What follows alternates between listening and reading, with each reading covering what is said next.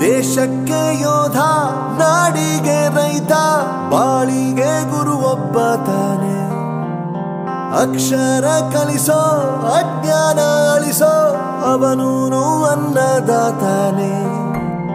ತಪ್ಪು ಸರಿಯ ತಿದ್ದಿ ತಿಳಿ ಹೇಳಿ ಸಮಬುದ್ಧಿ, ನಮ್ಮ ಚಿತ್ತ ಶುದ್ಧಿಯಾಗೋ ಹಾದಿ. ಎಷ್ಟೇ ದೂರ ಹೋದ್ರೂ ಮರಿಬೇಡ ನಿನ್ನ ಬೇರು, ನಿನ್ನ ಸಾಧನೆಗೆಲ್ಲ ಇದುವೇ ಆದಿ. ಪಾಠಶಾಲಾ